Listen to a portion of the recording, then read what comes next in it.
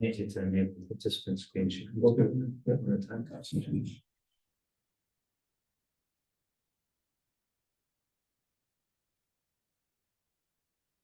It's all over. Ready? I'm gonna open the Wolcott Select Board meeting of September 20th, 2023 at 6:03 PM. Do we have any adjustments to the agenda? Hearing none. We'll move on to approving the minutes of August 16th. Let's take them one at a time. August 16th minutes. We didn't have a quorum last meeting, so we need to approve these minutes.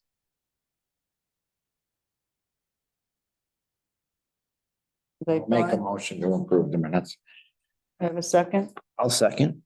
Do we have any further discussions, any omissions? Additions? Hearing none, all those in favor? Aye. Opposed, so carried. We need approval of the minutes of September 6th. And,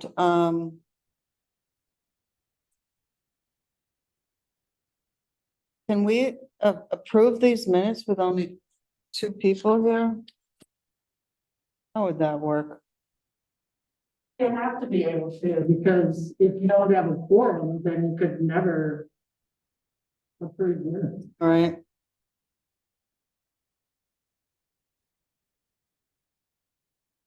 Just Alan and myself. I'll make a motion to approve the September 6th, 2023 minutes. I'll second. Okay. Was I absent for that one? I think, yeah. Jeff, I'm recused. So all those in favor? Aye. So I guess Kurt Billings and Richard abstained. Mhm. They were absent. And then we had our special select board meeting on September 11th. Have a motion to approve. Make a motion to approve. Second, Second. any further discussion on these? Additions, corrections? I'm not here for that one either. No. Hearing none, all those in favor? Aye. Opposed? So carried with Richard abstaining. Thank you. We are going to move on to the select board vacancy. We accepted the resignation of Kurt Klein at our last meeting. I put a notice on the website, Front Porch Forum, and we posted in 2 or 3 places in town.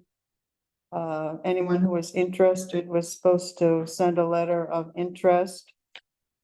I only received 1 letter of interest. It's on your desk from Michael Parody, who's here. Do you have any, does the board do you want to say anything, Michael? Answer any questions you guys have got, but I mean, the letter of interest stated it fairly clearly. I'm just interested in being a part of the town, and you know, surrounding areas have experienced a lot of growth lately. I assume that it's going to find us, and I'd like to be a part of how that happens. One of the questions he was asking was that he also sits on the DRB and the Planning Commission currently. And he questioned me whether he could hold all those positions. I looked at the statute. I reached out to Sept at the Lamoille Regional Planning Commission to ask his advice on that. His advice to me was, there was nothing in the statute that, conflicted with him holding both jobs. If there was anything that the select board was voting on, in pertaining to that, if it was a conflict, then he would need to recuse himself from that.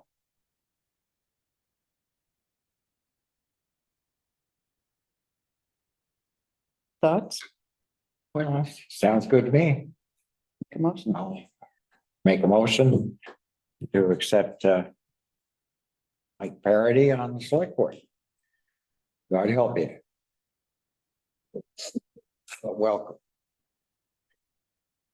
A second? I'll second. No further questions of Michael? He will be filling out the term of Kurt Klein until town meeting.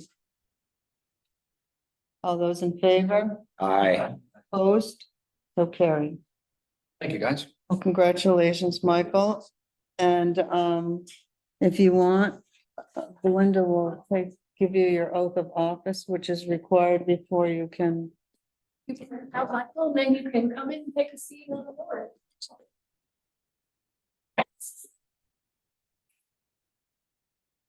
Right now, we'll take comments from the community. You're here just to visit us. Just a minute. Oh, Good to see you.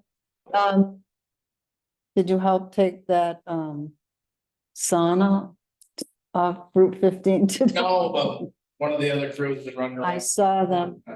Yes, that's very, very appreciative. And yeah, I believe the tires came from that. Rail rail- trail and everywhere else. Rail trail and everywhere else. What about it? That's where some of them came from. Oh, I got sick of looking at them and walking over them. so you brought them there? I Oh, figure what the heck, more the merrier. We're gaining. I did notice there's a cover for a truck stuck in the brush right there too. I told them they get it. but Yeah. They had it. That was an eyesore and we really appreciate it. So That's- thank you for. That's Edward's truck cover. Yeah. Okay.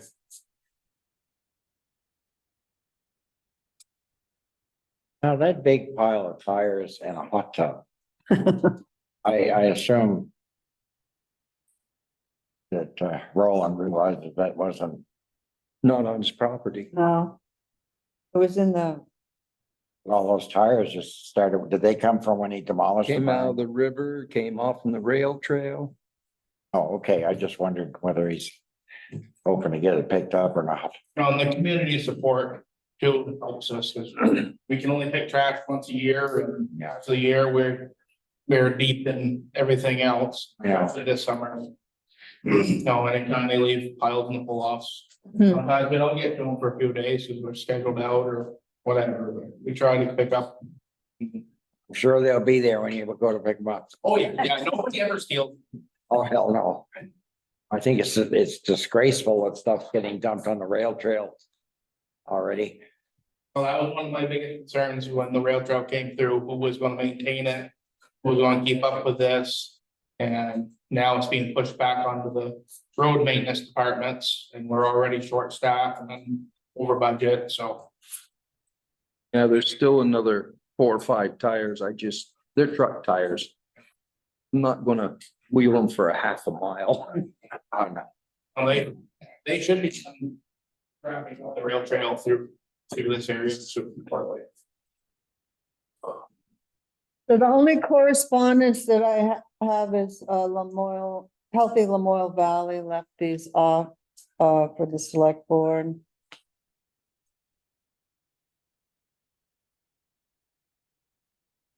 All right, anything else?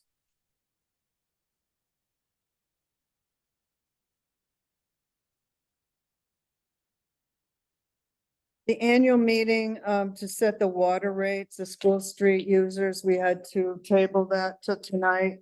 No one showed up last time. No one's here tonight. I walked over to McCullough, think of his first name.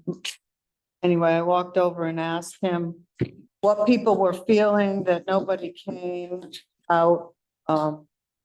And he said it was fine. If you remember quickly, I'll give you the background on that, was that quite a few years ago at town meeting. They called and they wanted, an annual meeting to set the water rate. They wanted to know how much was in the account and what the fees were. Presently, we're charging $25 a month, and they thought that was fair, to continue with that same amount. We were in the red. But now we have about $490 in that account. We need to build it up so that, Next repair doesn't leave it in the red again. exactly, because that really is a utility and shouldn't be a burden on the taxpayers to have to fix that, so. If we could just, do you have any other questions about that? We could just make a motion to set the tax rate for the ensuing year. I think it goes July 1 to June 30th at $25 a month. There's 6 people on the School Street water system. I'll make that motion. I'll second. Any further discussion? Hearing none, all those in favor? Aye. Opposed? So carried. So we're running a little early. We have to wait until 6:30 when Kate can come on, so we're going to move on to project managers report. Kurt? Okay, I just had to unmute myself there. And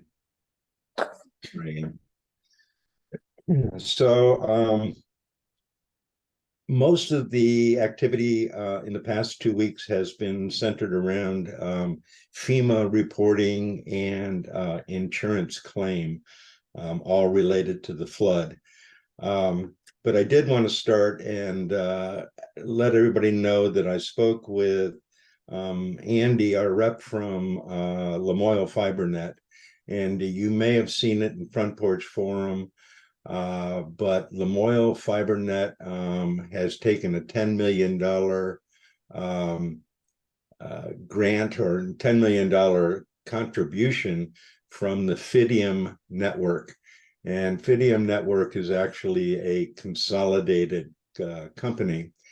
And they will be running out broadband, replacing all of the copper. And the net result of this $10 million infusion is that the time frame for broadband to be available is going to move up to the end of 2024. It's important to note that the FiberNet is anybody, the delineation is Hardwick Electric versus Morrisville Electric. So this is Morrisville Electric. And so it primarily is going to be a benefit to the folks over on the Elmore side. I'm trying to get more information about the NEC CUD to see if they're in discussion with Fidium for a similar thing. But I did want to note that the time frame has moved up pretty substantially as a result of this. I noticed that the kennels issue was on the agenda. Is it all right, Linda, if I I comment? just, it's, the letter we received was September 23rd, so I wondered where we were with that. Right. So a couple of things have happened. We have received a letter from Lamoille Kennels, and we also, or recently, a letter was shared with me from NCAL, and both of these services are discontinuing bordering for all town AOCs all across Lamoille, and anybody else that uses it. Apparently the boarding situation with AOCs, our animal control officers, is not a profitable bench for them. At first, we thought that this was kind of targeted at Wolcott. I've since learned that it is not just Wolcott, it is all participating towns. So it leaves all AOC officers across the county in a bit of a pickle. And I've spoken to Dean extensively regarding this.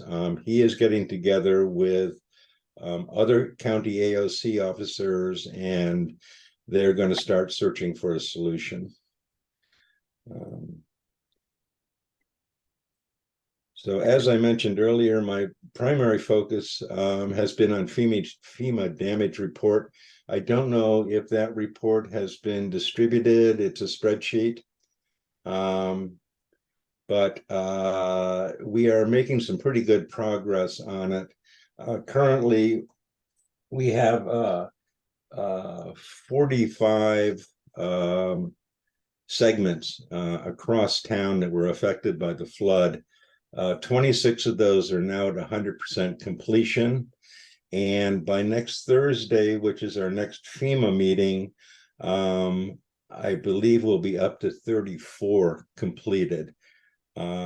Once these segments are completed, it triggers the next step, which is gathering all of the cost information, which is quite detailed, everything down to invoices, to equipment used, to man hour used, etc.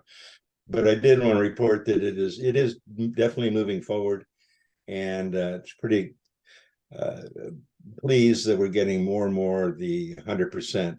The ones that are going to trickle for some time will be a couple of slope slides on East Hill and Town Hill and Jones Road, and Flatiron Road, of course.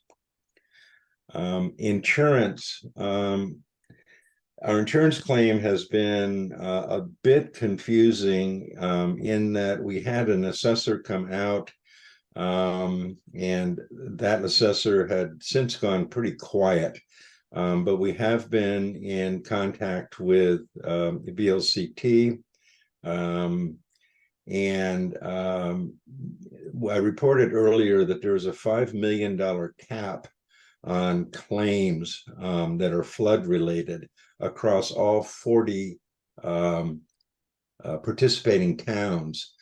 I was somewhat incorrect in that the $5 million cap is only for buildings and assets that were affected if they were in the flood zone. So if they were in the FEMA flood zone, then they're subject to the $5 million cap. In the case of Wolcott, the only claim that is in the FEMA's flood zone is Town Hall. So the garage and the fire department, the underwriter did not consider them to be in the floodplain. And that's actually advantageous because now we can make forward with a separate claim for those buildings that were outside of the floodplain.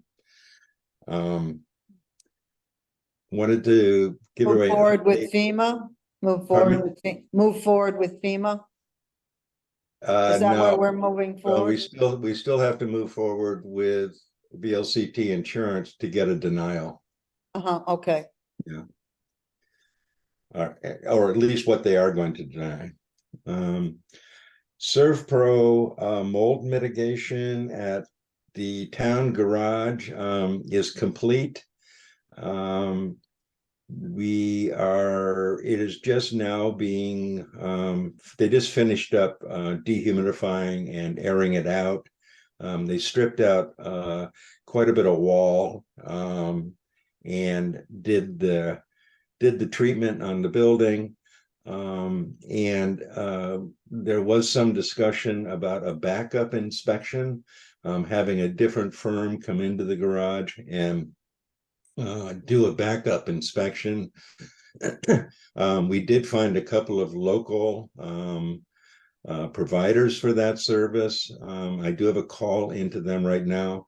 But I did, before I move too far with that, I wanted to ask the board if that is something that we want to continue with.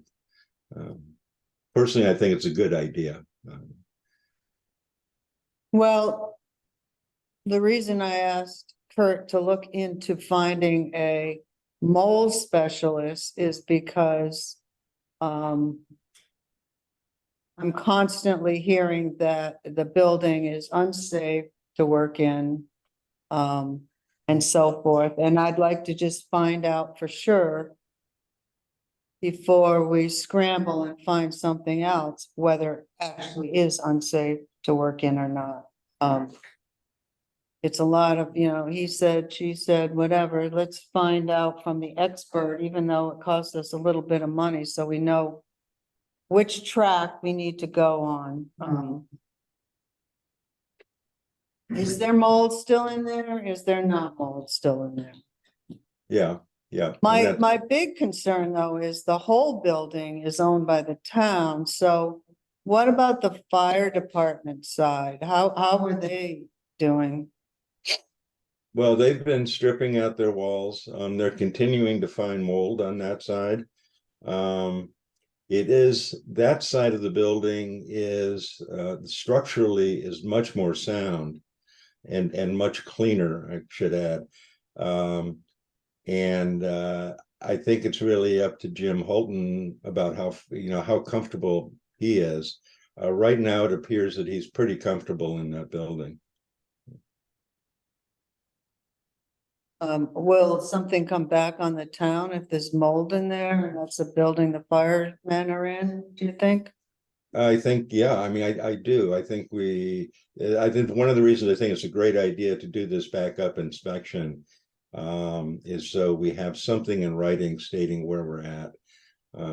Because if the garage turns out to be, heavily infected, we certainly would have to notify the fire department of that and have them make their own decision.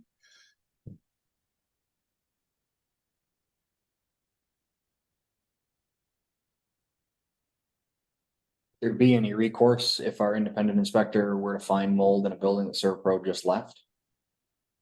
Would there be any, is there any kind of? I clause in didn't that look at contract? I didn't see the contract, so I have no idea. No, unfortunately, there's not. If that was something we specifically asked Servpro, do you guarantee this work? And can you guarantee that this would pass OSHA inspection? And the answer was a pretty clear no. They're going to do it. They're going to do the best they can, they say. But once we leave, the argument is they don't have any control over it. So unfortunately, the answer to that is no.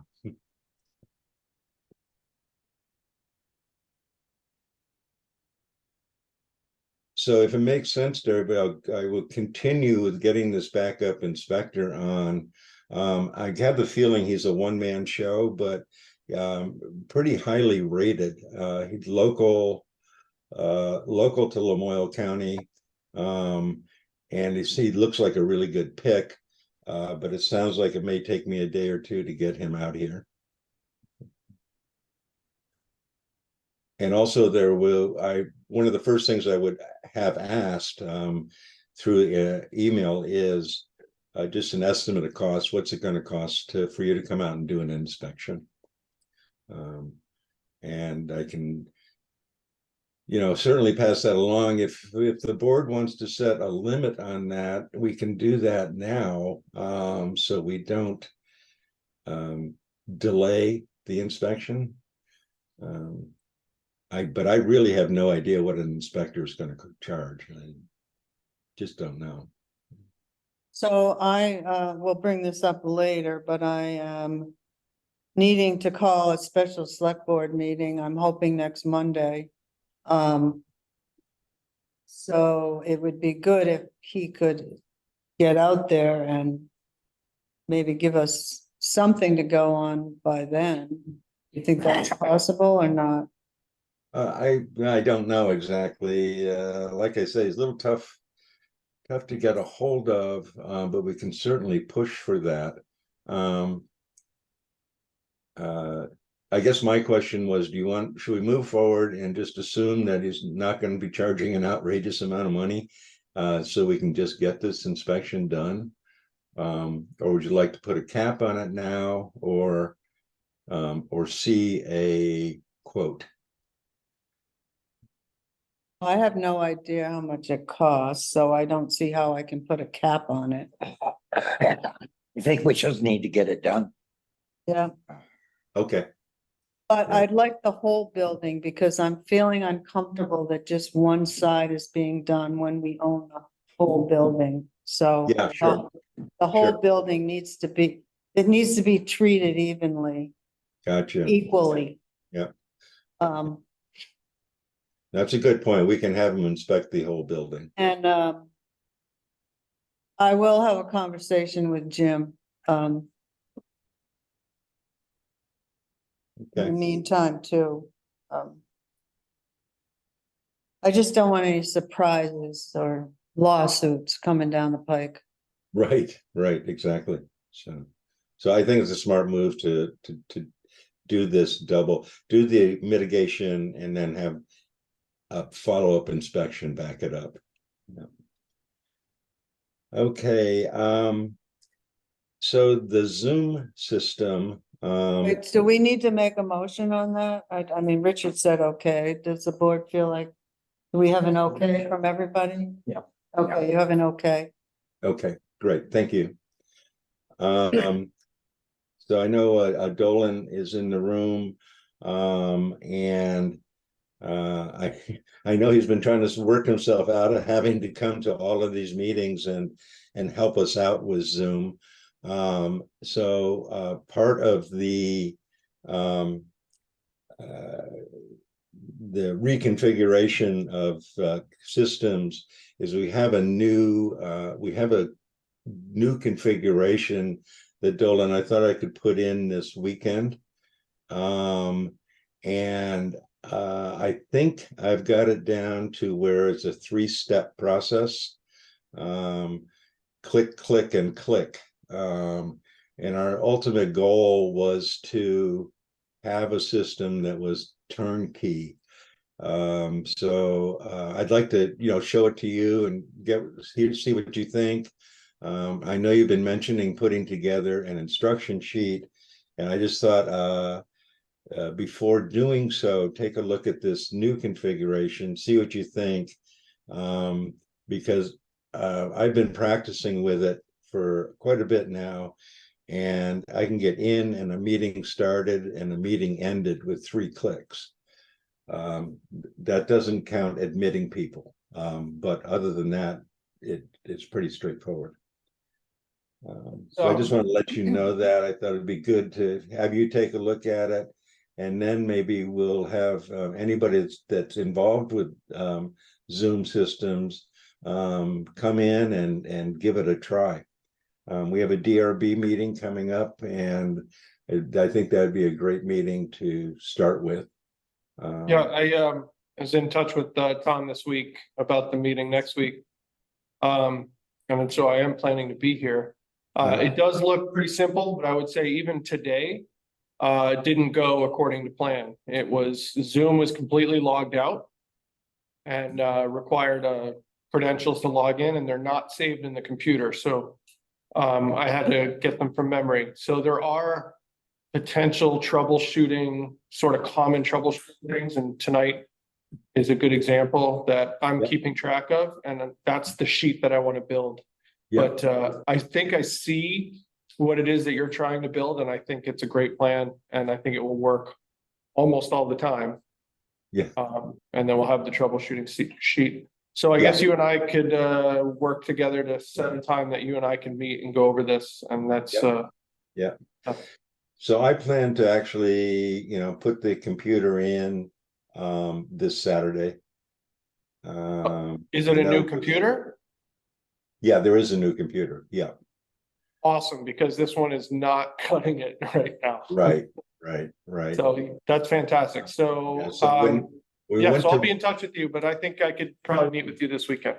That'll be Okay. fine. Terrific, yeah, all right, well, thank you.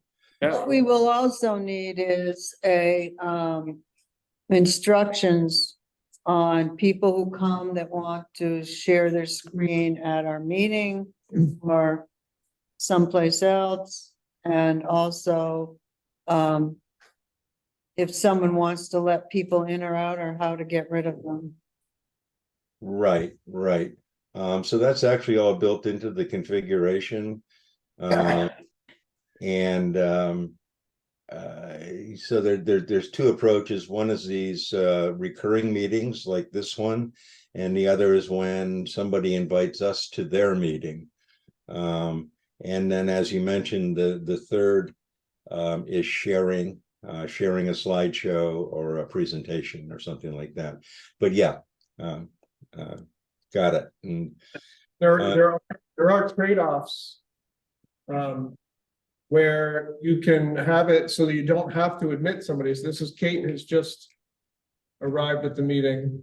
So you can make it so you don't actually have to click to let anybody in. They can just get in. But obviously there's a security trade-off there. But right. you know, I feel like Zoom bombing is kind of declined. It's much less common now. So But it's horrifying if it does happen. it is horrifying, so maybe we focus these sheets on the security aspect. Those of us in the room and maybe even Kurt, you and Kate might even see at the bottom of your screen in the toolbar, there's a security icon on the left side of center. And you can click there and actually lock the meeting, and it just locks out everybody's ability to participate other than the host, until the host can take the time to sort out what's going on and eliminate problems. So, so that might be not a bad way to go, so that, you know, and just let people in and out of the meetings as they go. The flip side is the recurring meeting address is just out there published. So, that's also a little bit of a weakness in that as well. Yeah, but there's challenges. I think we're pretty close. And yeah, I'd love to participate remotely more often than in person, because everybody's got this figured out. It'd be great. Yeah.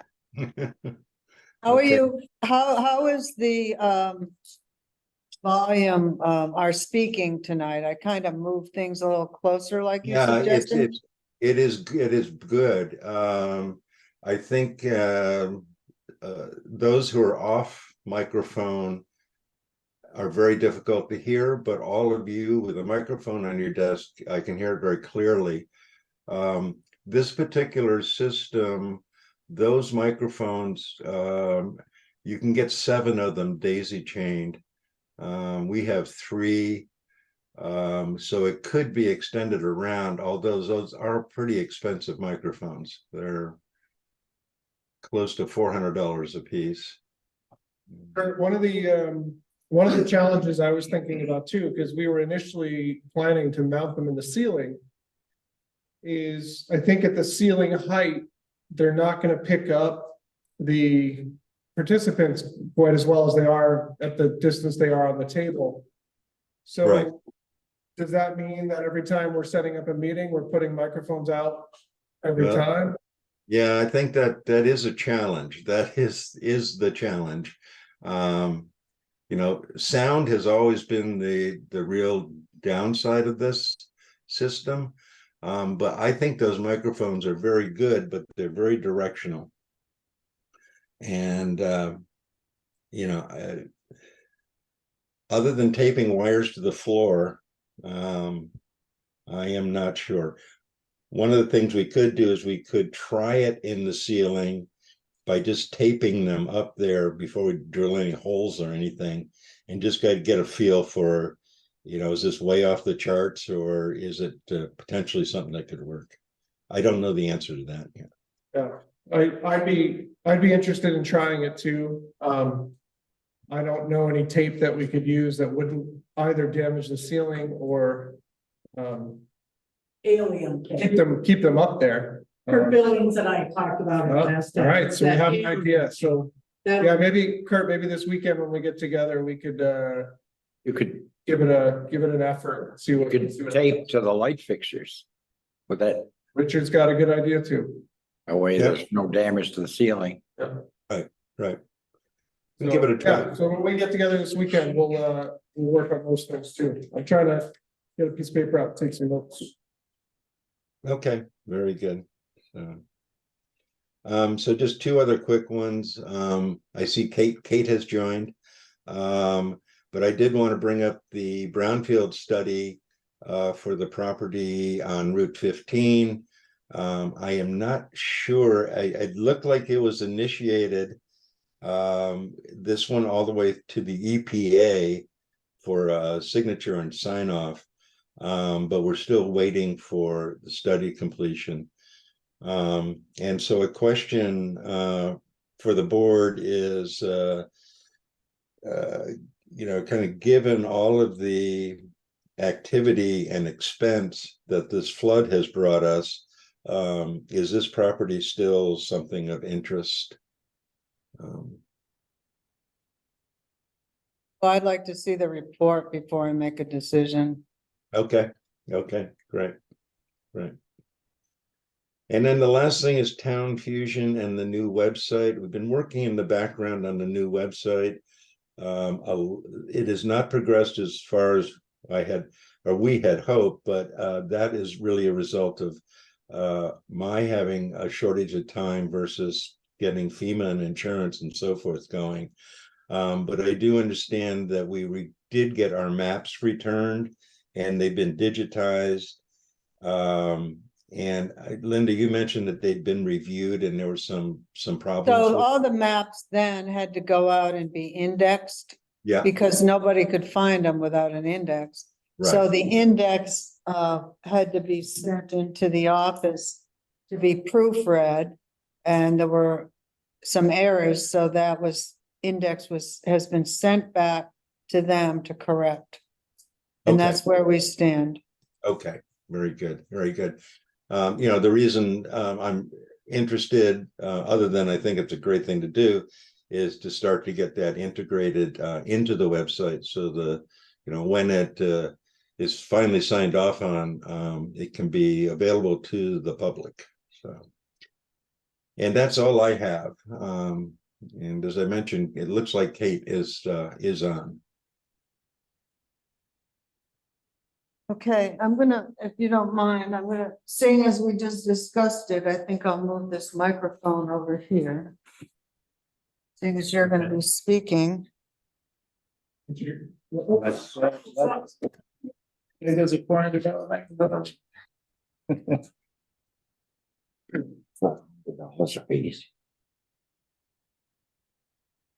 She's amazing.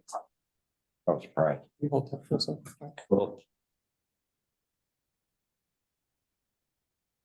I have duct tape. Tape up top, keep them from. I haven't used it. Learn about this. It's all. I use it. I like to listen to music and all.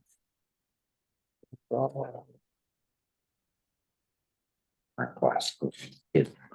So, Kate and I haven't rehearsed for this exactly, but I think we can tag team pretty well.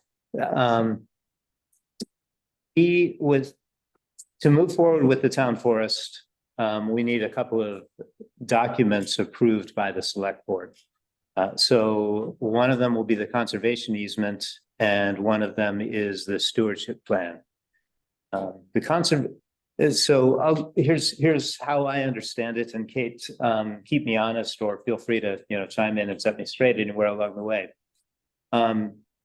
The conservation easement is a requirement from the agencies that have been generous enough to put up over $1 million to help us buy a town forest. So they'll do this for us with the condition that we put a conservation easement on the property, and they've defined the terms. I've read through it myself, and forest committee members have looked at the previous drafts of the conservation easement.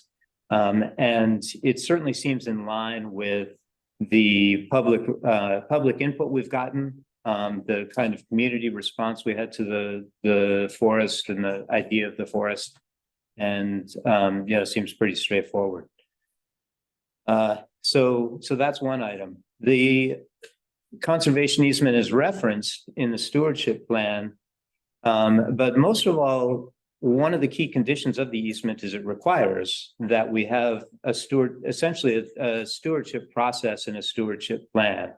So the stewardship plan itself is our document to come up with. The easement was a document that's given to us by the sources of funding. The stewardship plan is something that we come up with. And the document that we have is a collaboration, started with a template that Kate and Trust for Public Land has provided for us.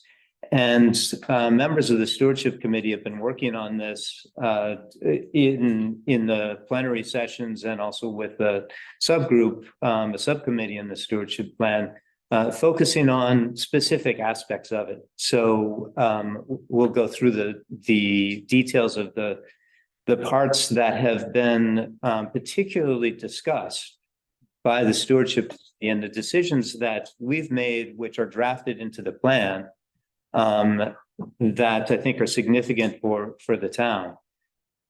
So, as I said from the start, our ask from you, the select board, is we need to have your approval on these two documents. And Linda, I know we spoke a couple of weeks ago, obviously with the FEMA, the flood, and plenty of other business on the table. I know that there's not so much time to discuss these.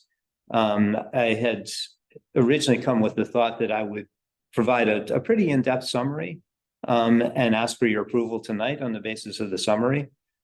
Since, with other correspondence, I think it makes sense for me to summarize what we have. Point you guys all to the copy of the document. We've been working from the document online, but of course it can be printed if that's easier for folks. But anyway, I'll take you through the key points of the document, leave it with you for your review, with anticipation of a vote for approval in the next regular meeting. So that's how I think this goes. Anything to add, Kate or Linda? No. May I ask a question? This conservation easement, how does that affect other landowners that their land abuts this property? Will that affect their zoning or their ability to do other projects with their property or buildings down the road? No impact on adjoining landowners. No, and I would say no official impact on it. My experience with conservation easements is it's great to be located next to a piece of property that has an easement on it, because then you know what's going to be happening there. You know, if you've got a view across a property or you're using it. On the other side of that, nobody wants a factory next to a town forest. No, it's absolutely true. But the conservation easement doesn't control what adjoining landowners can do with their property. Zoning regulations can do that. So the town can vote on zoning regulations or other things. Environmental regulations can Act 250, I guess. There's other things that control what they do on their property, but the conservation easement doesn't impact adjoining property owners.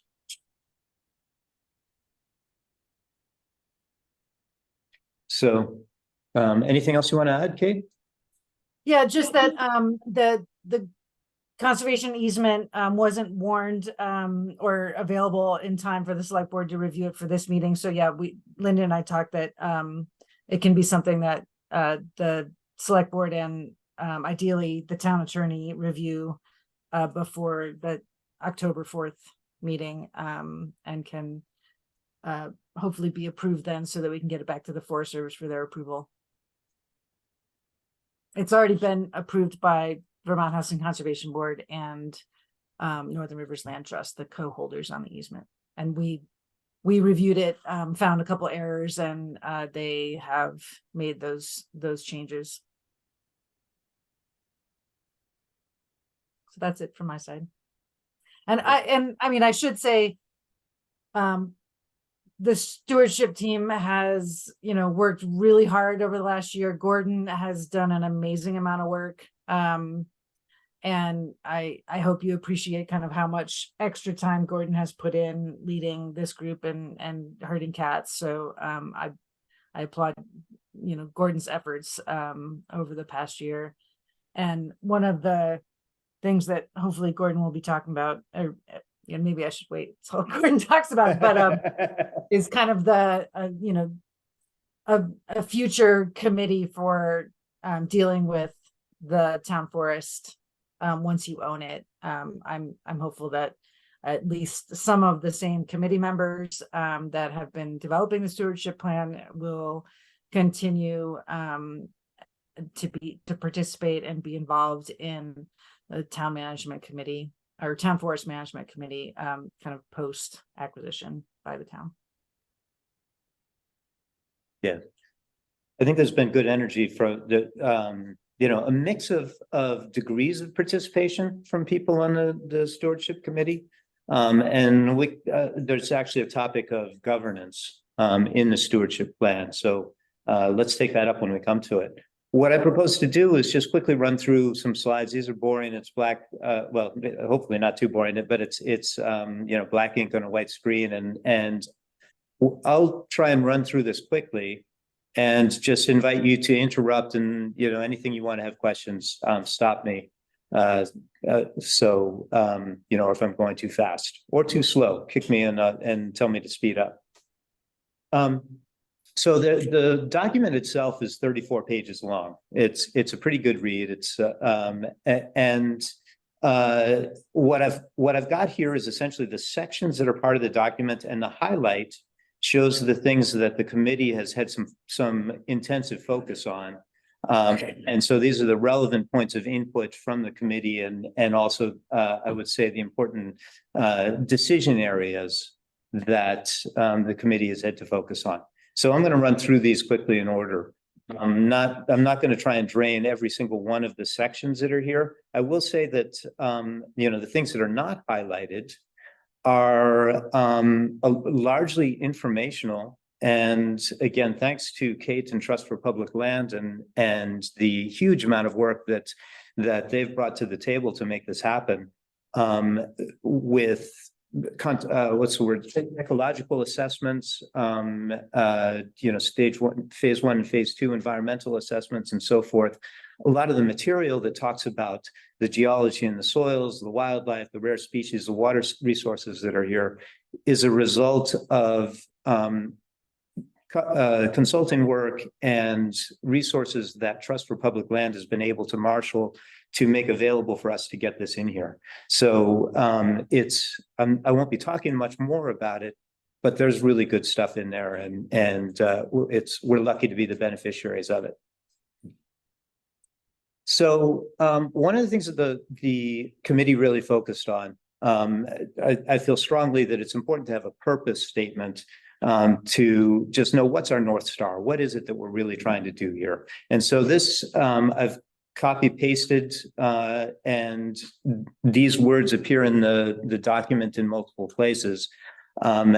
Just to say what this is, we're getting 730 acres available. The primary purpose is to make it available to people so that people can get out in the woods, right? And that the possibility of that experience is here for generations to come. From our perspective, everything else contributes to that. An important section in the document is the charter for the Town Forest Committee. It's 3 pages long. I didn't put it on the slides because it would be much more of an eye chart than it already is. And this body has essentially drafted and approved it. It's embedded in the document, and we'll come back to it when we talk about governance in a few minutes. So calling it out as being important. Another important element is the public input, which we got a lot of. As I've looked at some of the other town forests around here, Woodbury's got one, Hardwick's got one, Craftsbury has some, Mooresville's got a town forest. Some of them have forest management plans, some of them don't. Many of them have done some public input. The type of responses, the quantity of responses that places have gotten, and they're talking about their public input is like 6, 14, 10 people showing up for meetings. We got, I think 127 responses in our survey. It's an order of magnitude different than what other people have gotten. And, I think it shows the level of interest, and it also shows that what we got is meaningful in terms of just the volume of public input. People do ask, what about people who don't fill out online surveys? What about people who didn't know that it was available? Partly my response is we put this out there through multiple channels. That's why we got an order of magnitude better response than other things. And where the standing committee is here and willing to accept input. So the summary of our responses is in the document. I realize this is way too small to see, but the point that I want to make is that if you look at this and you look at the things where we got really strong positive responses, it was very much skewed towards conservation. Keeping the natural environment, keeping carbon sequestration kinds of things, forestry management for species preservation. Recreation is a strong second. There's a lot in the middle for recreation. The red line shows actually in the midpoint. If something was directly on the red line, in this case, it's neutral. More, same number of people for it as against it. And so you can see that a lot of these recreational activities, there's a lot of support for people doing things. It's interesting to see some of the things that are not supported necessarily by the public survey. For instance, snowmobiling on the Vast Trail, hunting and trapping are down in the bottom in this case, and yet those are traditional uses. And so discussion in the Forest Committee has been that we don't want to shut down traditional uses. In fact, as a general rule for recreation, we want to support people to come out and do stuff. The purpose of the forest is for people to get out in the woods. And if something gets people out in the woods, if something inspires them to get out and they want to do it in the forest, we have a responsibility to observe the conservation easements to protect the land. But within that the responsibility to protect the land, the attitude of the committee and what we want to encapsulate in this document is that activities should be reviewed and supported if they are non-destructive. As long as they're aligned, they should be supportive. If it gets people out in the woods, it's good. And some of those are required if you're gonna preserve the ecosystem the way it is. Some of them, the species control is required for some of those species you want to preserve. Yeah. And so one of my regrets with respect to the Forest Committee, regrets isn't the quite word, but a challenge that I face is the fact of having a town forest, especially in a community like this one, provides a really good opportunity for people to learn about exactly the kind of thing that you're bringing up, Alan, that a lot of these issues are not cut and dried, right? It's easy to, we're seeing the letters to the editor in the News and Citizen, for instance, about trapping on both sides of the equation. And so the fact of us having a town forest gives us an opportunity to get people together to talk about this stuff and actually learn about it. At this point in time, we've done less of that than I would have liked because we have a job to do, which is to get this document done and approved and be able to move forward. But, we have more opportunity. Once we have the land, we can continue to have these discussions and have reason to have these discussions and a way to make it meaningful. So that's about public input. Again, I'm not going to try and go through all of this, other than to say that it's here. And, as you're reviewing the document, getting ready to vote on it, definitely reach out to me or any of the other committee members if you have questions or want to discuss any of it. So that's public input. So then a major portion, I said it's the 34-page document. Actually, a major portion of the document itself is the sections from the conservation easement. And I think it's good that they're in there. Like I say, the conservation easement really is the rules of the road that we have to that we have to work with. So I want to go through this in some detail. The purpose of the easement, right? The reason why we're getting this money is that the agencies that are putting it up want to conserve the natural ecological aspects.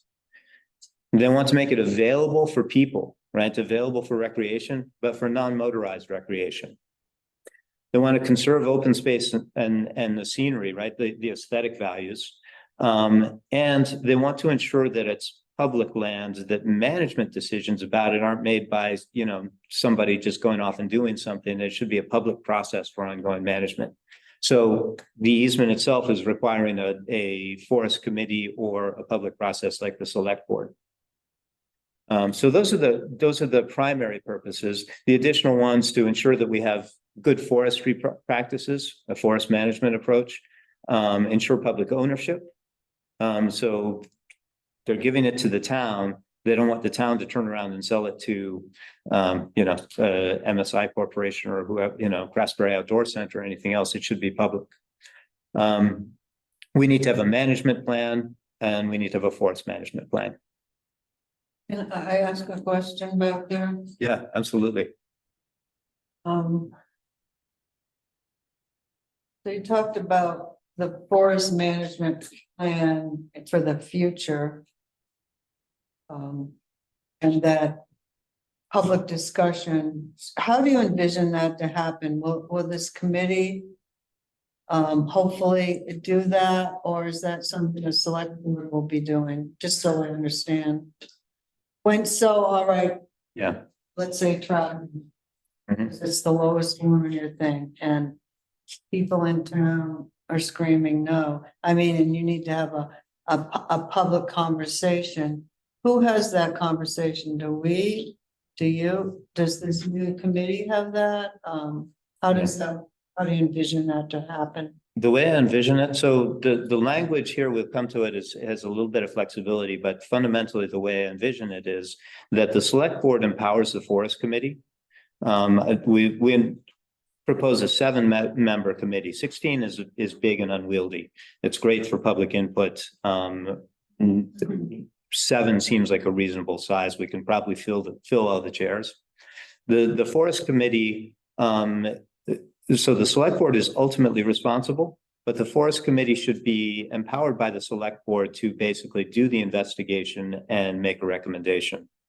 I think if things are working well, we'll have a diverse group of people. We'll have some of the licensed foresters in town. We'll have other people, people bringing a planning perspective, people bringing an ecology perspective, people bringing a recreation perspective.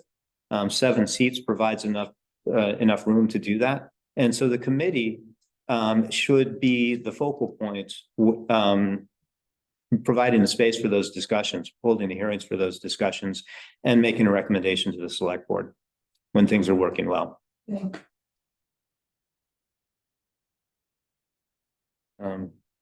Okay, so going on with the easement. I'm not used to running slideshows on this computer. Again, really quickly, the easement, a lot of language in the easement. I tried to summarize it and both be complete, but also simple in what it says. It lets us do a lot of stuff you'd want to do in a forest, essentially. Permitted uses, number 1, non-commercial, non-motorized recreation, right at the top. Agricultural use, there's not a lot of agriculture on the property, but if we wanted to plant an orchard or do something, it's definitely permitted. Forest management activities, including sugaring, including, specifically the language, it says if you want to cultivate high quality saw logs. That's not what our public survey says people want to do, but it's encouraged under the, it's available and encouraged. And buildings for the management purposes, again, trail network. There's one of the topics that's been, Can I it's, stop there? yeah, sure. Buildings for forest management purposes, Kate, what will that do to current use?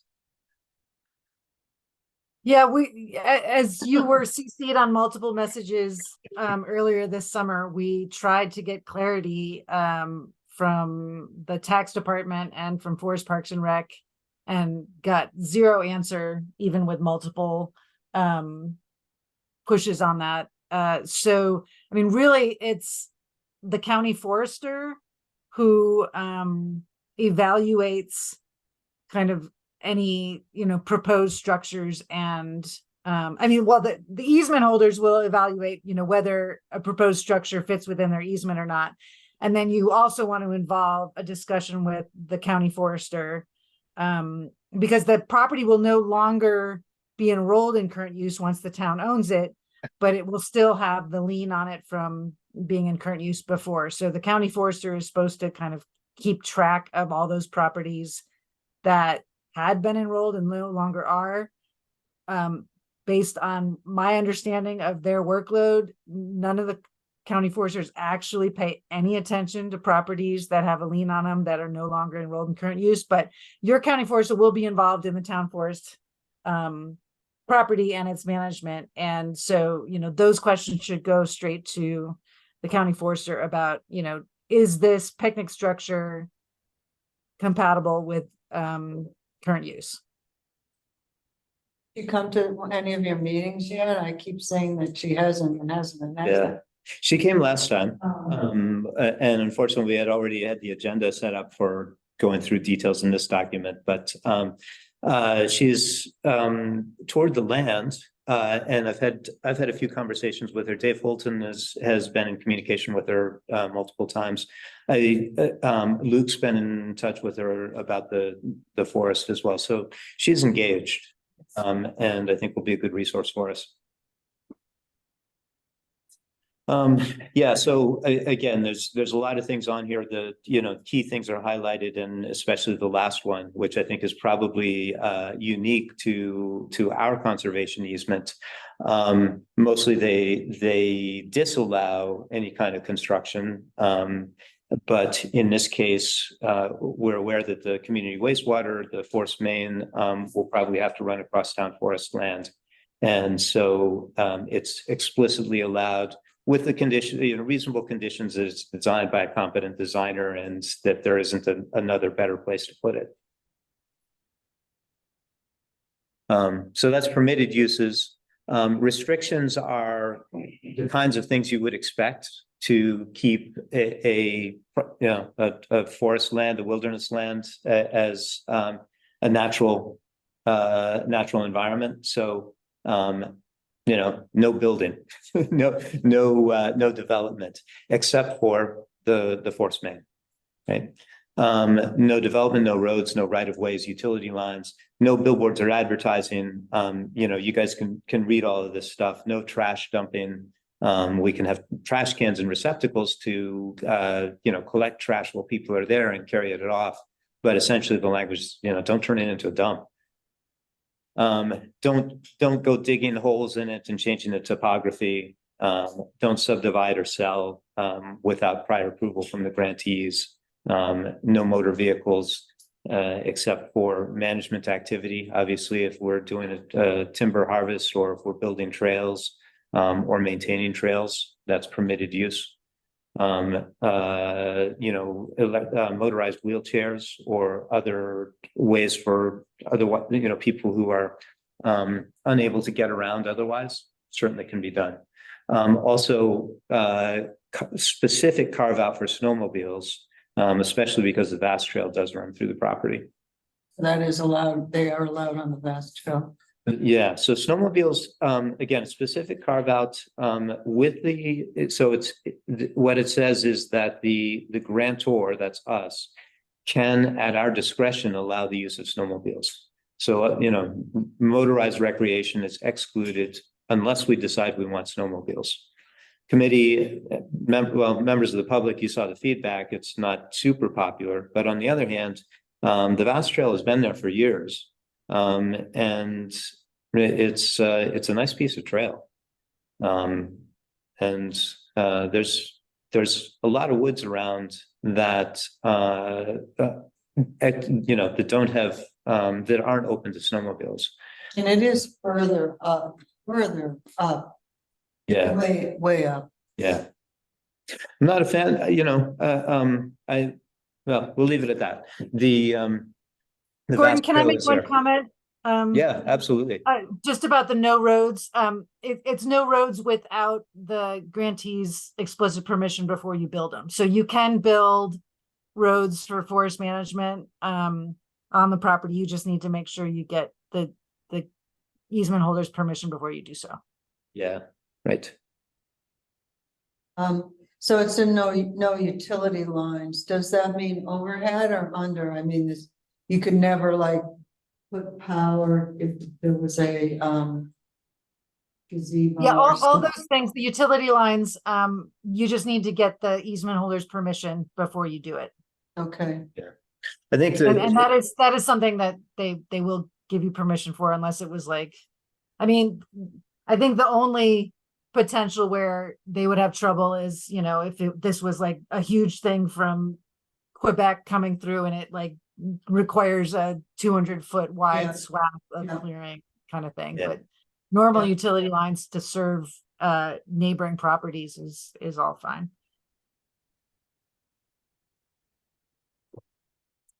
Other key points of the conservation easement, again, I'm just highlighting the sections in the document. It's called out as a major header. The purpose of the easement is to provide for public access for all the kinds of things that people would like to do.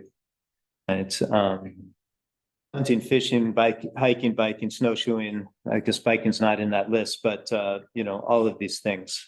So there's lots of language in the easement saying, we can't shut it down unless we have really good reason to. One thing that is probably unique to our easement, or at least special about our easement, is that the environmental assessments found a particularly significant ecological area.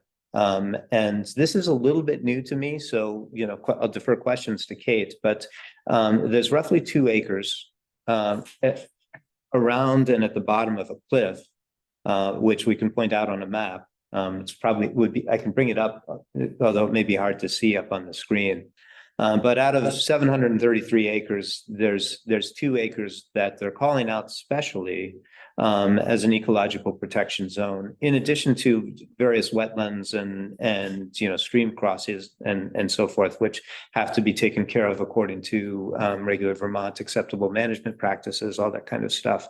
There's also this ecological protection zone.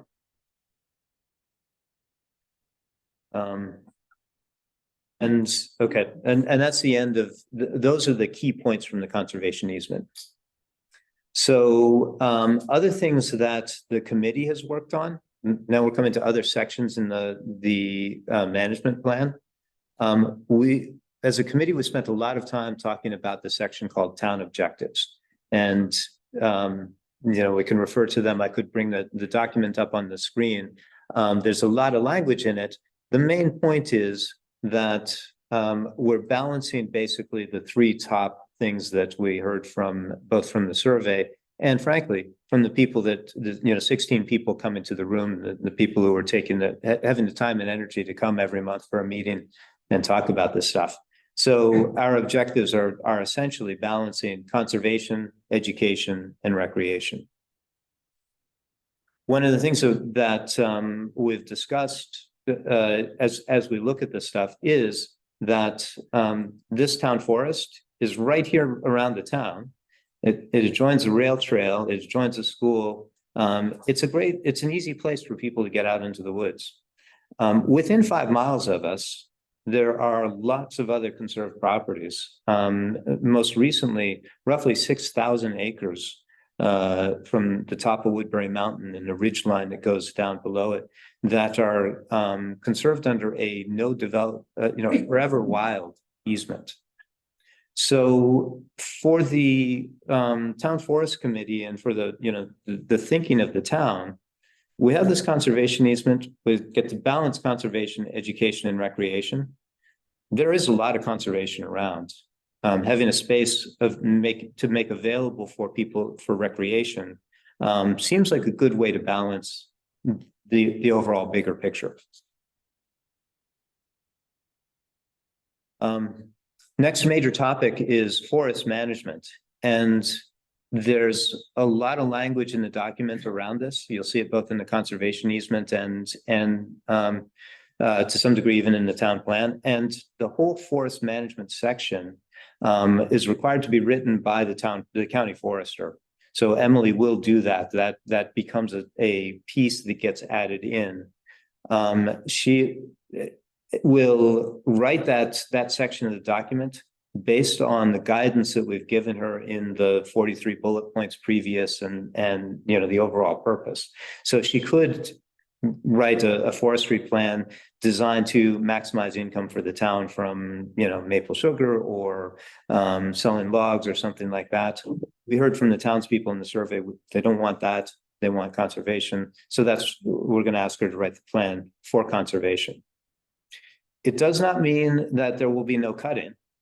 It means, I think probably everybody's aware, there's times when you need to go in and do something when whether it's getting rid of invasive species or, just generally improving the health because, all of Vermont was clear cut, 100 years ago, and the forest needs some help to come back in its optimal healthy form. So we're not saying no cutting, no touch. We're saying maximize conservation, maximize a resilient ecology. And along with that, the aesthetics, what our town looks like, having this forest around it. The section in the document on recreation and education has a whole bunch of hot topics. And these were things that Kate and Hayden, Trust for Public Land, specifically called out to us on the committee as things that need to be addressed in a plan that we need to take a position on these so that Vermont Housing and Conservation Board and the Forest Service kind of know where we stand, at least going in on it. So I was here for the select board meeting. I forget, it's been a few months. I think it was in the springtime with the decisions that we came up with on the committee on all of these topics. And so all of the language that we talked about at that time is still in the plan. We've tuned up the words a little bit in a couple of places, just cleaning up the wording. But essentially all of the core decisions have been made. Hunting's allowed. That's our plan. There's one change that everybody should probably know about, which is that right now, the Bedell parcel is private property. And so it's not subject to a law. I forget the details of the law. And Kate, you may have it available if people have questions. But the thing is, there's a federal regulation against carrying firearms within 1,000 feet of a school. And it's enforceable on public property. It's not enforced on private property. So there is 1,000 feet zone around Wolcott Elementary School, which previously would have been okay for hunting. And now, because of the fact that the town owns the property and it's public property, is now subject to the federal law. So essentially, that's a change that is not discretionary for us, but just something to be aware of. Likewise, trapping, we talked about, it is a very hot topic, quite contentious. We acknowledge that there's times when you nuisance animals are a problem, and for the health of the overall system, we can't ban it. But our position is that trapping should occur only with the approval of the forest committee / select board. At the time, I did ask you what kind of trapping. That was my question at that meeting. Yeah, I think the right answer for that is what's allowed is a particular purpose approved at a time. So, for instance, we don't have road crossings where, we need to control beavers. We may have, I don't know, we may have a situation where we have a rabies outbreak in, skunk population or fox population or coyote population, something like that. At that time, then that would be the time to discuss what's the right way to do it for the purpose we need to in the time. So the notion of trapping for fur-bearing animals, essentially for recreation or profit, we're saying no to that. But holding open the door for what would be needed. Special management for certain conditions. Yeah, exactly. It's not a blanket ban, but it's, close supervision.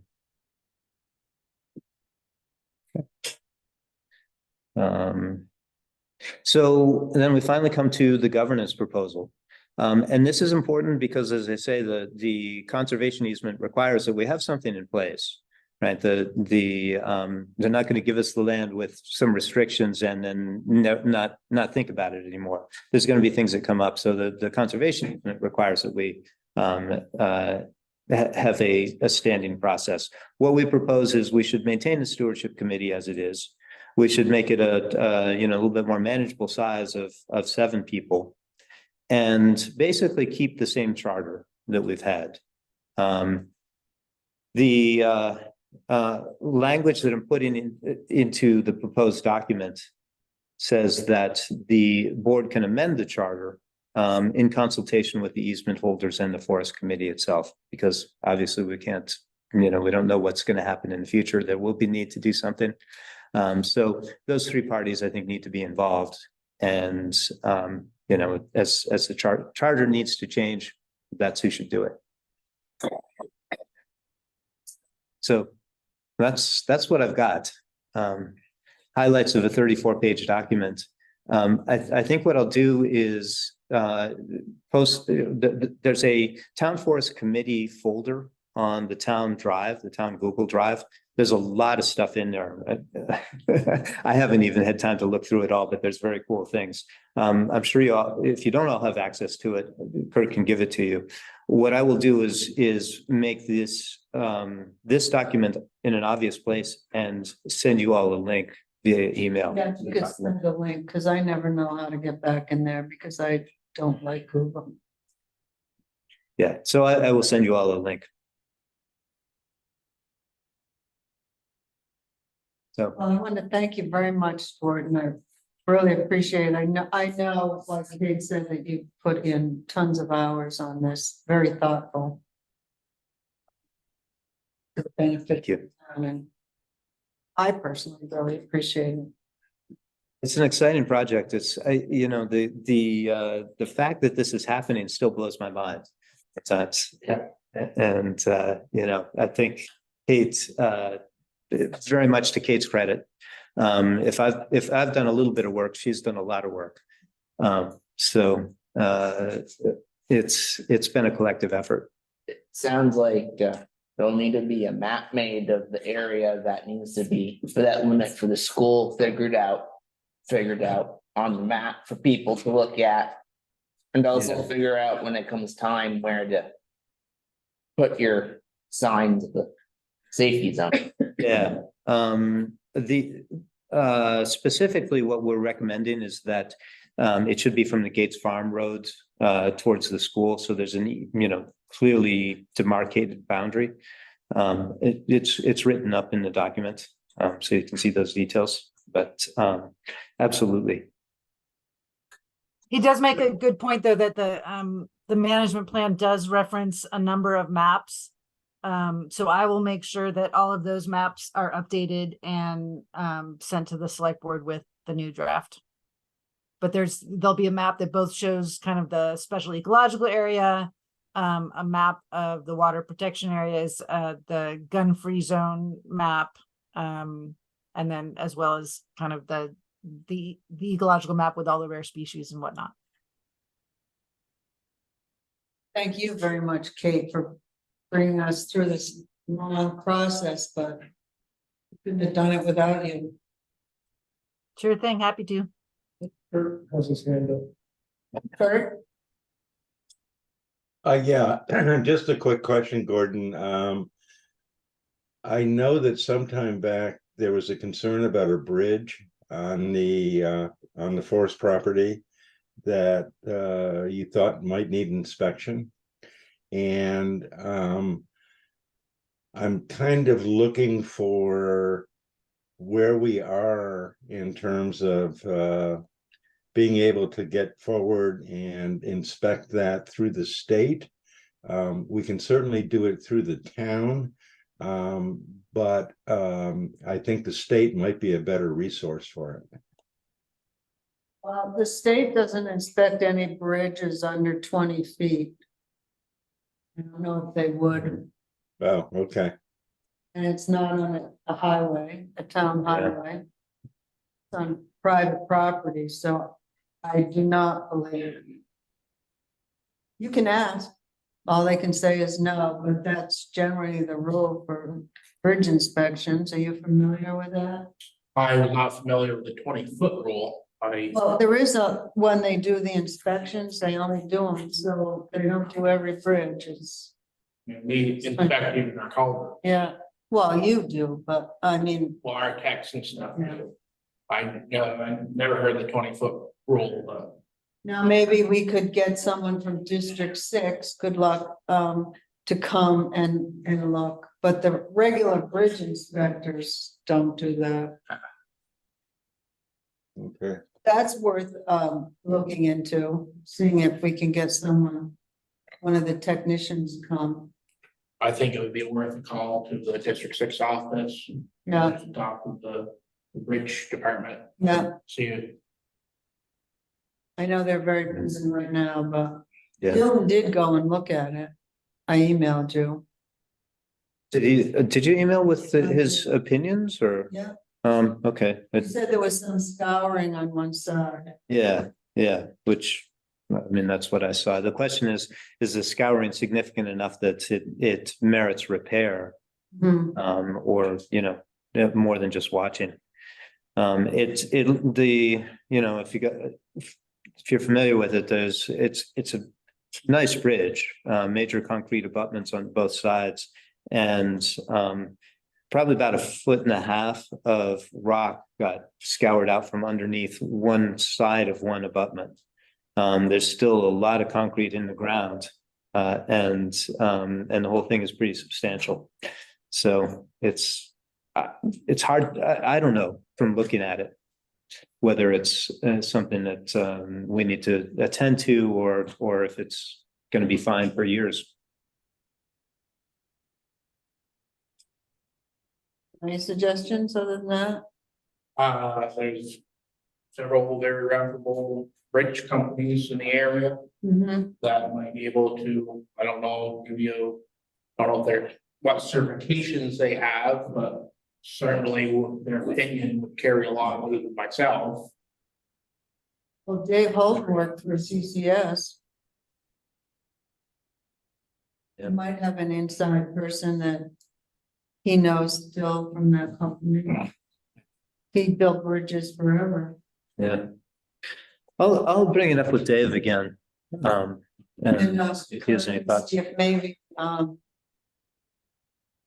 someone from District 6 could come up if the state won't.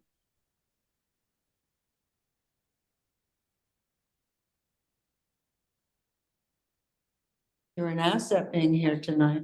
I have, no, I'm gonna be so useful. If you need any help, contact me, but you can call me at the job.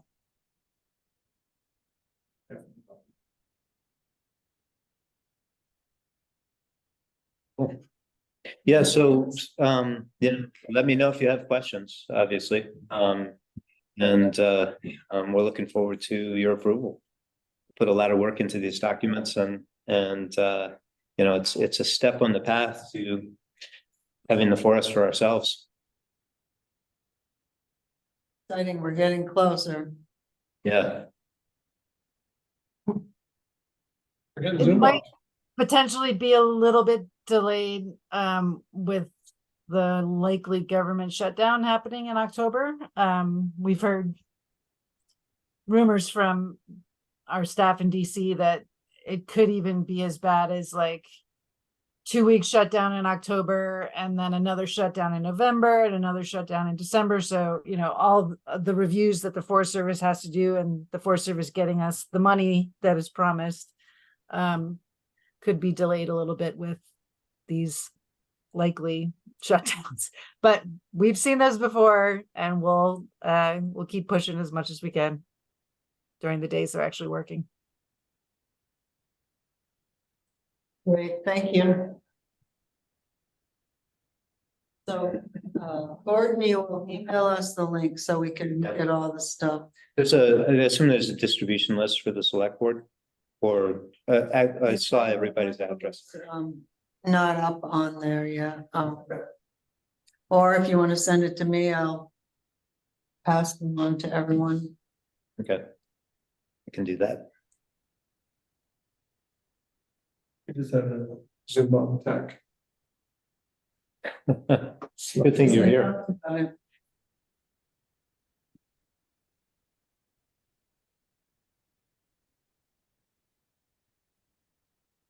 Oh, it's solved.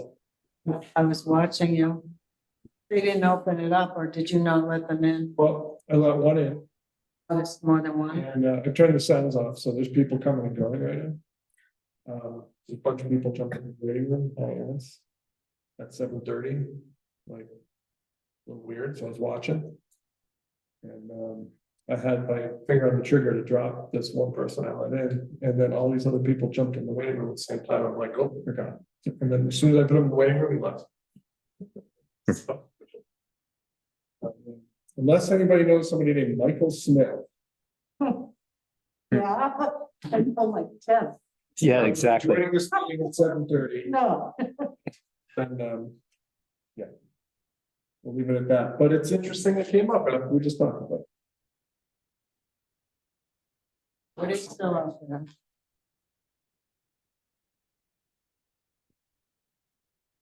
Okay, thank you. We're gonna move on. Is that all right? Sure, yeah.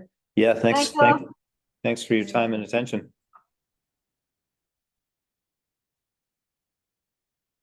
Okay, we're gonna move on to the select board review and action, local control commission pending approval. Bert, we don't have anything.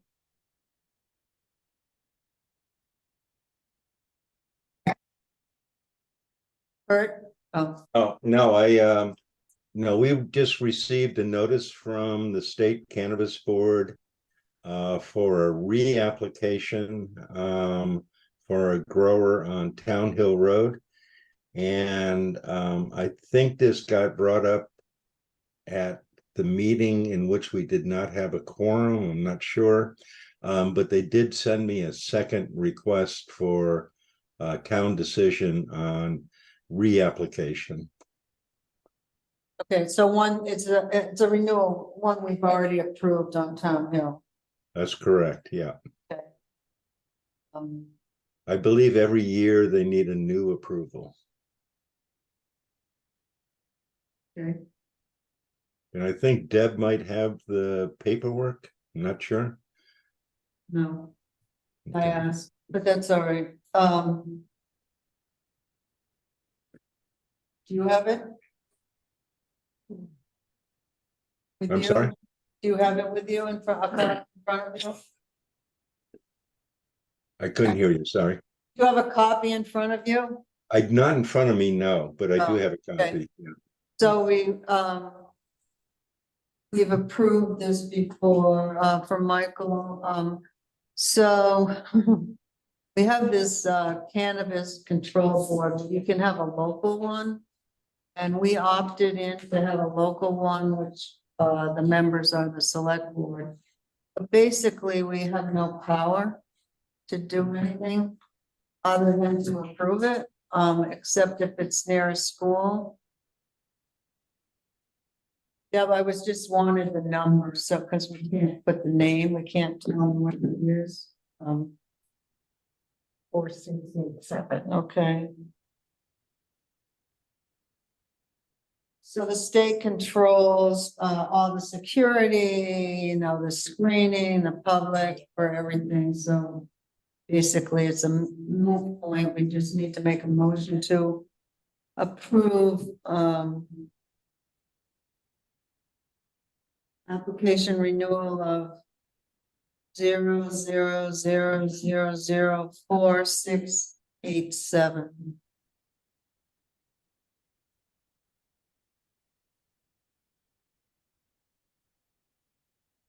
Motion. In a second, no?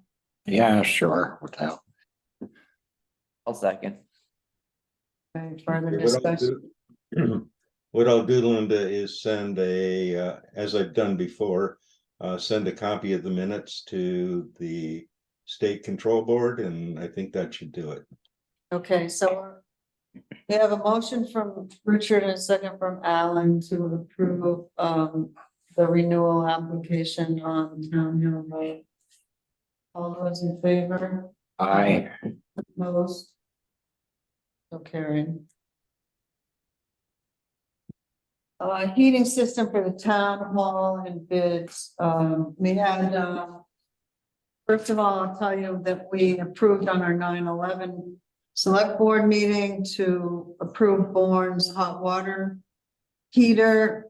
I've sent that proposal to them along with 50% deposit. We had to also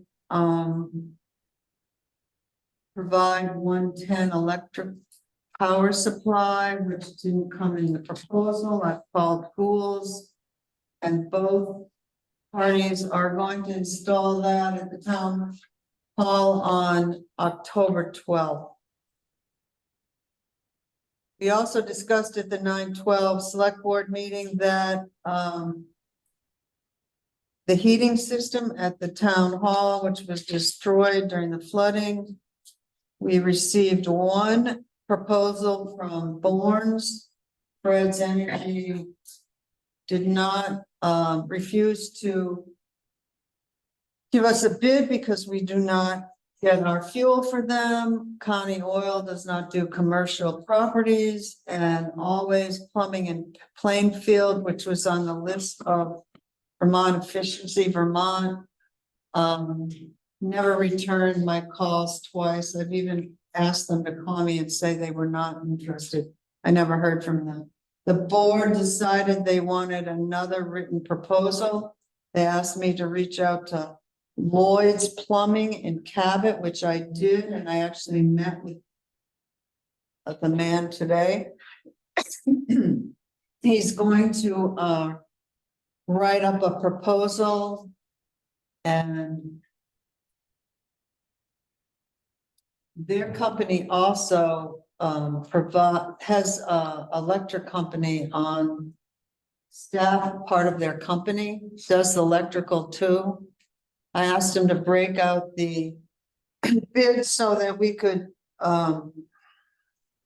look at it apples to apples, you know, how much the system is and how much the electric is, because with Bourne's, I don't have that because we had to do some electrical work too.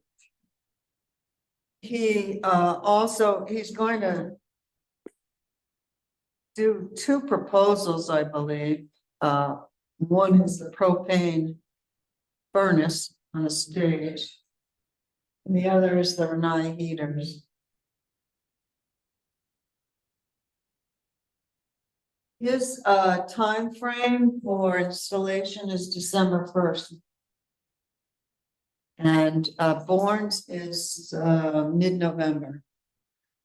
I'm getting very nervous because we have children in that building 6 days a week. Lloyd's did say they had some high-powered electric heaters or something. Sometimes they provide. If they got the bid, they could supply, but I'm asking that if we could have a special select board meeting for half an hour Monday or sometime next week so that we can get this going. Because the longer, I don't want to wait until next select board meeting. With no heat in the town hall. So what is board feel as a good night that they could meet?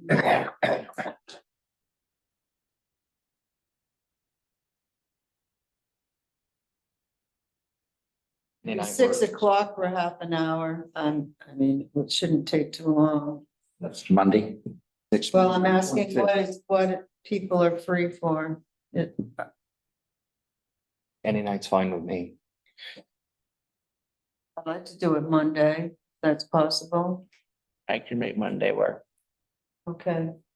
So we'll have a quick special select board meeting on Monday. 6 o'clock. Thank you. Review engineering plans. Do you have any other questions about these proposals? Okay. I emailed you and there's some copies here of plans that we talked about before the flood. For parking for snowmobiles and their trailers, because as you can see, this parking area out here gets very full. When there's a meeting here, a meeting at the library, the people using the trail, I mean, they're all using it a lot again now that it's open. It's open from Cambridge to Wolcott Village. So the Loyal County Planning Commission, Kurt and I talked to them and they found some money. They found some money and to hire this engineering or environmental firm, Fitzgerald Environmental Associates, to take a look at the property. And they came out and met with me. Our plan was, our thought was that, you know, you drive into the ball field on School Street, and there's just a little parking area right there. To the left, there's a whole open space there. That if we could possibly design some kind of parking area for the winter, or have the snowmobiles go there and park rather than here. And the rail trail is right here. Did you get a copy of this? No? Huh? So that they would create another exit where they would come out and get right on the rail trail by the town garage. And they also, in the plan, there's a plan for how they would park. They reached out to me to see if we wanted to move forward. The planning commission has some more money that has to be spent by the end of this month. And I said, yes, go ahead with further details and then environmental review, because part of the problem is they need to go through the state. Let me just find it here.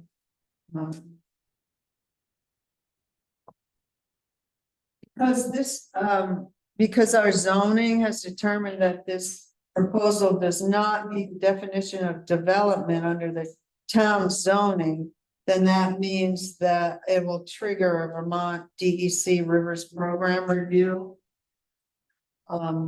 Because it's in the flood hazard area and river corridor, so they've sent that on to them to review to see if it's even possible. So I wanted to, I emailed you the email and the maps to look at. Even if it doesn't happen this year, it's something we probably need to consider, in the future because of parking. The state will allow us to use that. They did find some wetlands in there. They had a wetland specialist in there. Well, you can kind of see from the plan. You have some over there. He's boring. Look at it. Yeah, they would put boulders around and then the wetlands kind of like in that little dip anyway that you couldn't drive. Looking at the map. Yeah, either one. No. It's more or less towards the road. These are mostly like the contours and where the flood is. This is School Street here. Yeah. The white ones are probably better to look at.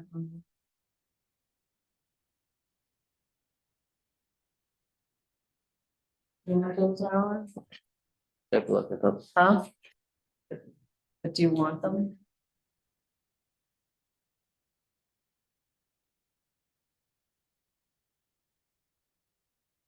So do we have any comments about this? You know, it's something that we just trying to find a alternative for our parking area where we had our own land, because we had the option of a free lease of the railroad land that's up there, but we would have to clear it. It's wet. It's very wet in here. I don't know if we could even. You'd have to fill it and figure out some sort of drainage. That's the biggest. Right. And Most of it comes from that side hill. and how much of that would we considered in that wet protected wetlands too, is the other question. Right. But, you know, I give a big thank you to the planning commission for getting us to this point, whereas we didn't have to hire an engineer to. The only thing I would like to see is some sort of marking.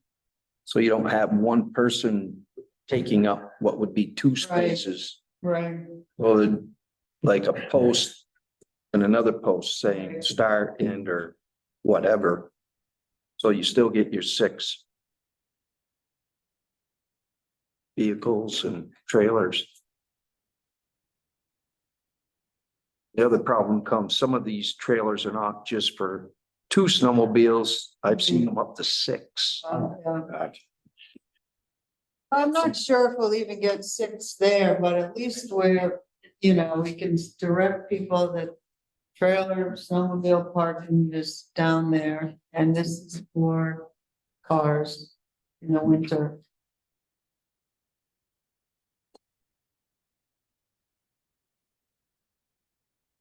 So we'll wait and see what the state has to say, and then we'll bring it back and go from that, but I wanted to just share that with you.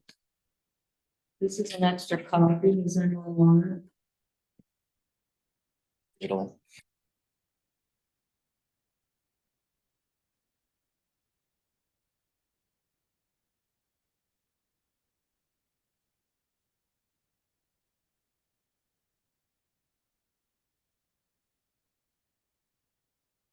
It's not on here, but while we're talking about maps, I just wanted to quickly update you on the Town Hill Culvert Grant. We're getting close to the end. We have, an easement plan from the surveyors. And we need to, go through the same thing we did with, Brook Road. Where we need to hire an attorney to write up some easements for temporary and permanent in that area. But we're getting there. Lucian is working with, the engineer, our engineer Joey, who we hired for the grant we have in the state, the structures grant. To try to get some FEMA money out of that, because right now the culvert is not in good shape. And it's due to the flood. It's really pulled it out worse. But I don't know where that's gonna go for now, but I just wanted to let you know this is here and I have to look on that. We've done the kennels. Townwide E911 sign project. Yeah, you wanna do that or? It's very exciting that the signs are coming in batches for roads throughout the town. And the posts are pretty much here. We have hardware. And so Bob, the handyman, and I went out this morning just to get started. And so we did a very small start, Whitetail Road. But the signs went in, and surprisingly, it went rather quickly, but the ground received the posts well. So we were thankful for that. We'll see. I imagine we will encounter some areas of town that will not be quite so forgiving. But it's very encouraging, and so more signs are coming in. Do you have more to pick up? I asked him to email me, but I'm freer at the end of the week, so I'll call him and see if there is. So I did it in batches, and we've received 9. We've received half of them, and we have probably 9 more to get. Yeah, I think probably a question is whether Bob is going to use his personal vehicle. Well, he just has a car for transporting the posts, which are 6 feet. It kind of works in small batches, or whether he can use the 1-ton truck for longer trips. So we'll see how that goes. Well, if the highway isn't using it, there's no reason why Bob can't use it. Right. I agree. Did you see anyone out there? I mean, did anyone say anything? Yes, there was one woman who came out and wondered what we were doing. And so I explained to her that, it was the 911 sign project, and I have to think that she had probably seen it on Front Porch Forum or something, because she wasn't surprised by that. And so we indicated where we were putting the post on her private property, and we tried to think about where snow would be pushed in the winter, when the driveway's plowed.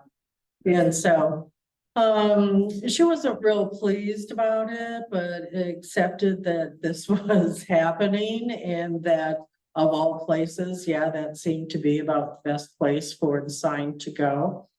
And so then, it occurred to me that Bob and I don't have anything to indicate that we're working for the town. If we're not in the 1-ton truck, and it's just Bob's personal vehicle.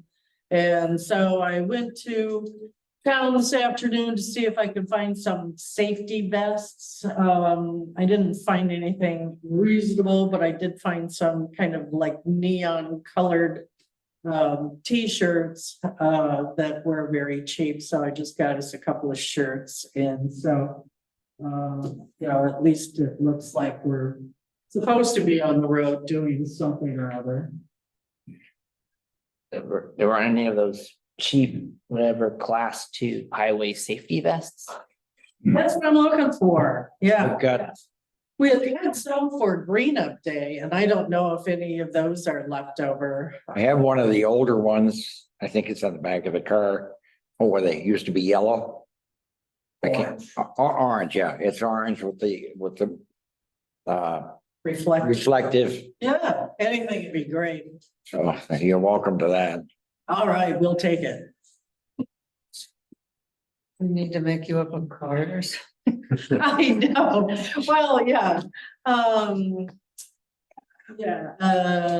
Well, actually, we have one of those amber lights. Plug that in and look. Yeah. If I could get a hard hat, but I don't need that. I don't know where mine is. I can't. Well, thank you. I'm excited to process for Michael. I think last July, we adopted the ordinance and we've been working on this forever. And aren't they being placed in the town right away? No. Actually, I have gone through Elmore and they have placed their signs quite a ways back. The fire department did that on a volunteer basis. And so in speaking with Adam from the fire department, he said, they've only lost a couple of signs from the plow, and I can see why. But they tried to be obviously thoughtful about it, and if there's some vegetation or something, they put them there. But yeah, the posts, the signs are pricey. We get these in, and yeah, Bob's getting paid to do this installing, and so we'd like them to stay once they're in. And so if it's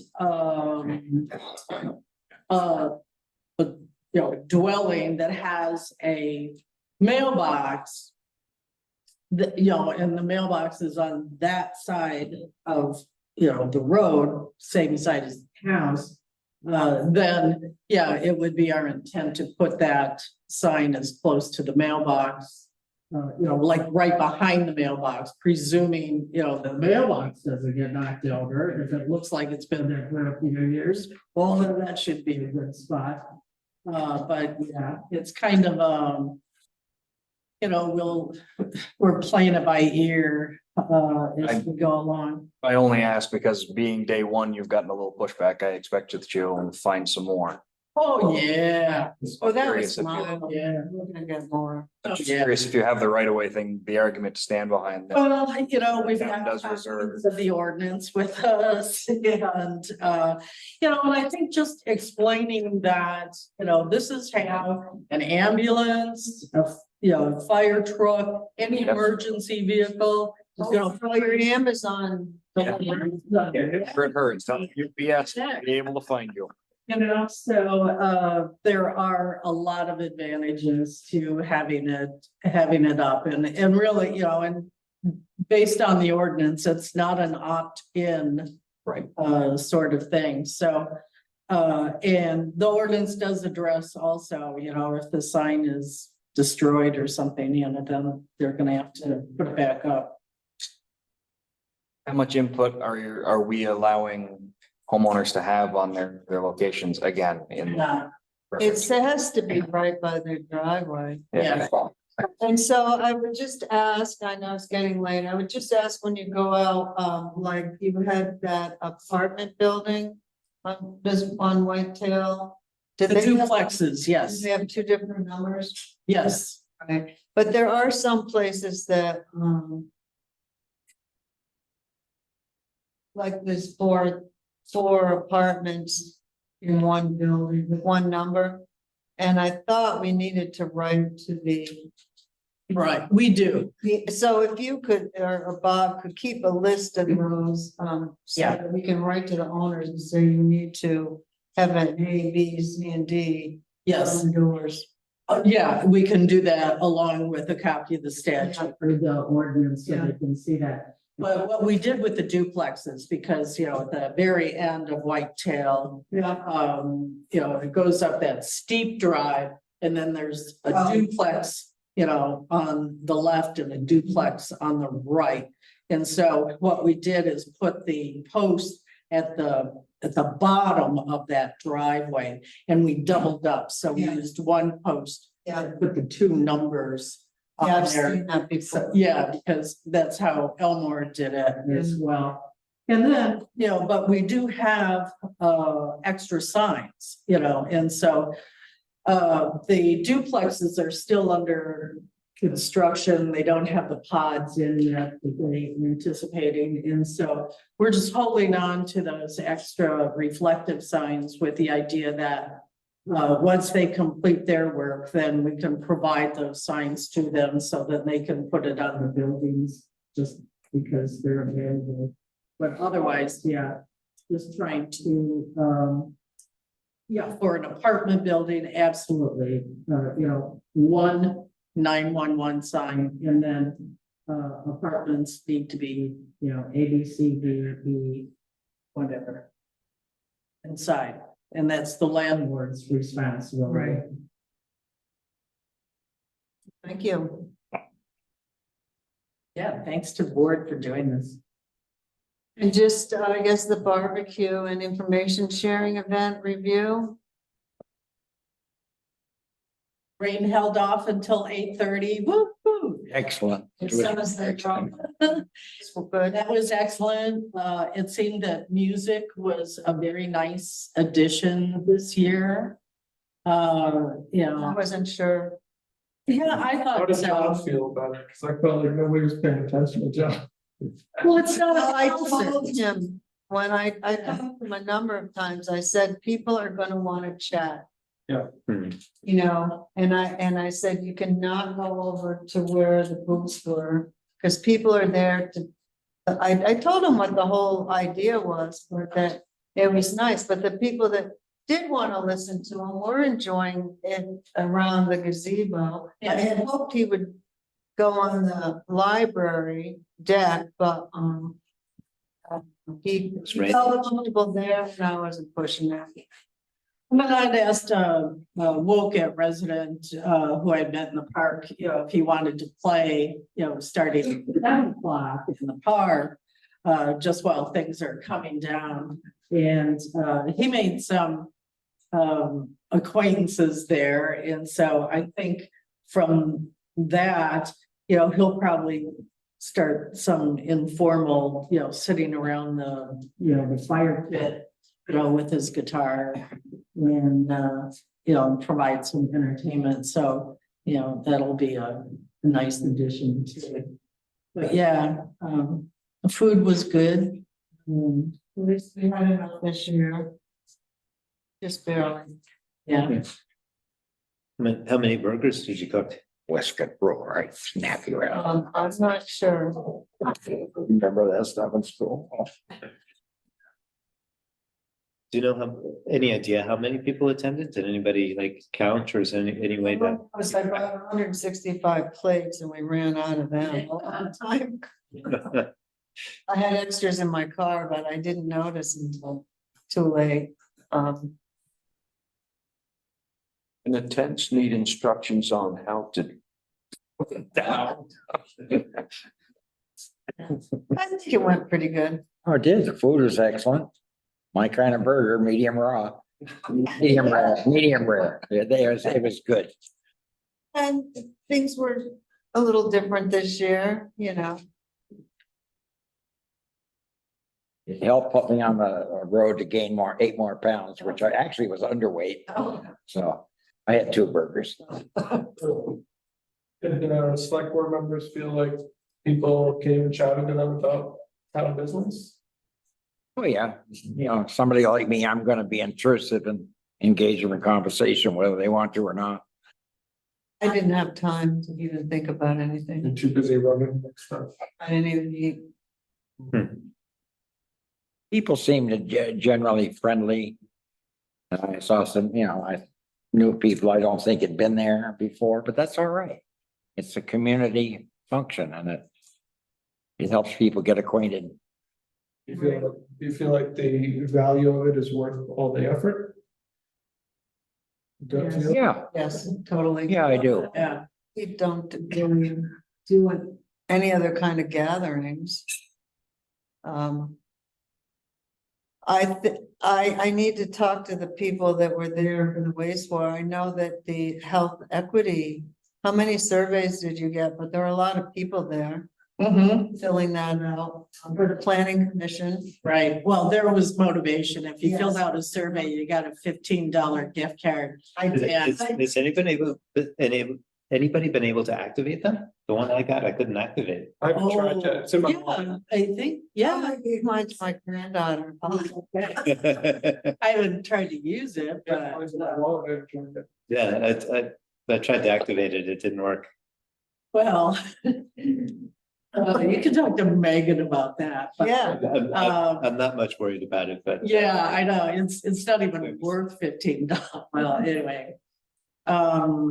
Yeah, so I put the link for the survey online and I've gotten a couple of comments back so far. So the survey is active until October 6th. I don't think we're gonna get any results like the Forest Committee did on that survey, but you know, hopefully we'll collect more. do we have any more paper ones? I just brought, yeah, I picked those up. Megan had leftover ones. So I picked those up at LCPC this afternoon and. So I would suggest the select board, because it's how the planning commission is looking to go forward with certain things. Maybe you grab one, get them back by the 10th. I mean, the 6th is when we'll meet again, I think. I have to say, the surveys were kind of confusing. Yeah, it was long. Yeah. Yeah. Some of it was repetitious. Mhm. We couldn't alter any of the questions. We had to take the survey, you know, take it or leave it. We couldn't, yeah, You didn't create it. we did not create it. No, no. Oh, no. Mm. No, that's it. It's a workout. It's a rough one. Anything else? Card expires in 2032. Yeah. I'll take a motion to adjourn. Are you making the motion or? You know. Oh, I'll make the motion that we adjourn. Second. Favor? Aye. 8:06. Aye, Aye. yeah. Thank you.